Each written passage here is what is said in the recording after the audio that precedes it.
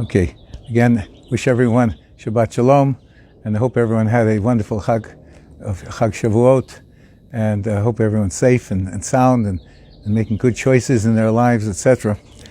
Again, I want to thank Rabbi Rosenberg for coming over and using his expertise in modern technology.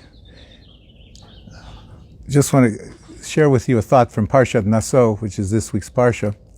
In Parshat Naso, it says that there were three Levitical families. Kahat, the family of Kahat, which is the family that Moshe and Aaron belonged to, that family was involved in carrying all the holy vessels of the temple. And there the Torah says, Zot avodat b'nei Kahat b'ohel moed kodesh kodeshim. This is the avodah, this is the work of the sons of Kahat, and in the tent of meeting, the Holy of Holies. So there it calls it avodah. It says avodah, which is, avodah means serving God. So it's strictly avodah because they're handling the special vessels of God, such as they carried when the Jews traveled. They would carry the menorah, the ark, the table, etc. The next family, which is Bnei Gershon, there the Torah says Zot avodat mishpachot Gershoni lavod ulmasa.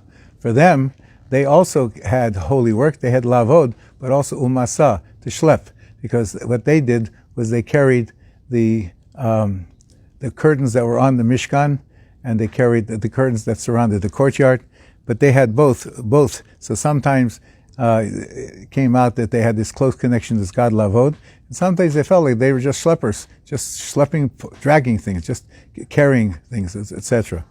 Finally, there's the third family, Merari, and by Merari it says, V'zot mishmeret masam. This is the charge of their burden. This is their obligation of their burden. It's just a burden, nothing else.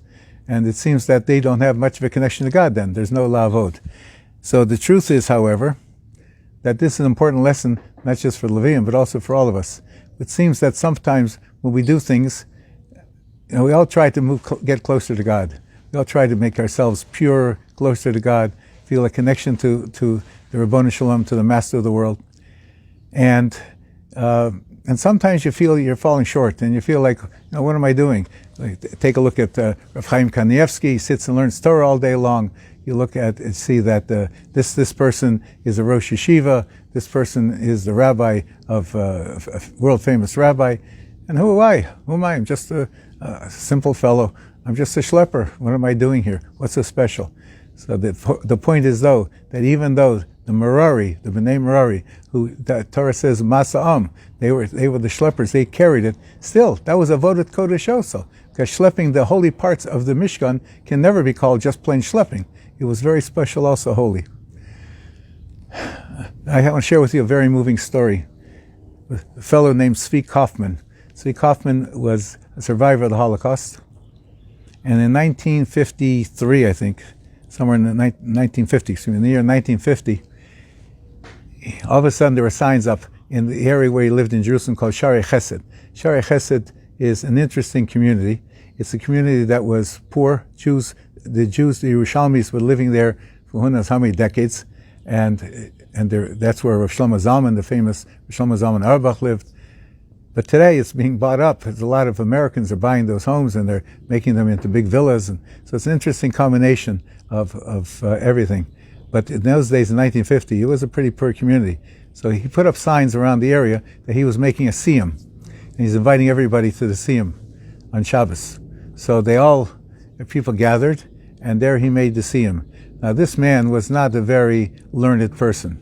He made a siyum on Moed Katan, which is one of the smaller of the tractates, and he really, really had to struggle to pronounce the words of the Hadran. Hadran is that you pray that you'll be able to come back and learn it again and continue learning, learn more tractates. So that the Aramaic was very difficult for him, but he was schlepping through it. He finally made it through, and then he really made a spread.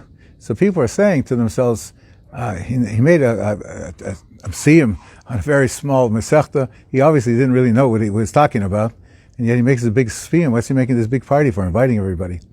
So after everyone had sat down to eat, he said to everybody, I want to explain to you what I did. I came through the Holocaust, and he showed everybody his arm with his numbers. I saw my wife die. I saw my children die in front of me. I was in a work camp, and there was somebody who was and in this work camp, you saw people walking and talking to themselves all the time. And these people never had gone crazy. They were insane, what they saw. It's no wonder that they lost it, but they were walking around and they were clearly they had went over the edge. However, he said there was a person who was in the bunk above me. He also walked and talked to himself, but I just didn't get the feeling he was insane. He seemed to me like he was totally sane. Anyway, one night I was trying to go to sleep, and he's in the bunk above me, and I hear him crying. So I get out of my bed and go up to his bunk, and I say to him, "What's the matter? Why are you crying?" He said, "I'm crying because, you see me walking and talking. I want you to know I memorized all of Shas, the entire Talmud." He said, while I was here in this work camp, I went through the entire Shas several times just talking to myself.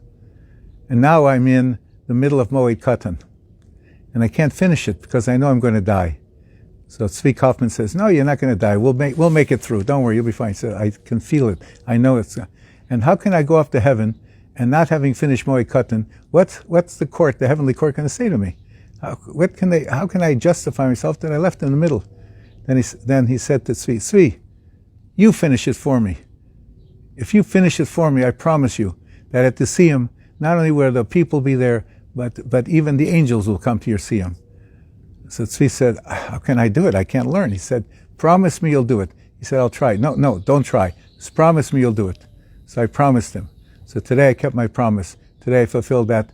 And today this fellow can feel in heaven that he knows that he finished Moed Katan too, through me. So that's this fellow, Tzvi Kaufman, you would call him a schlepper.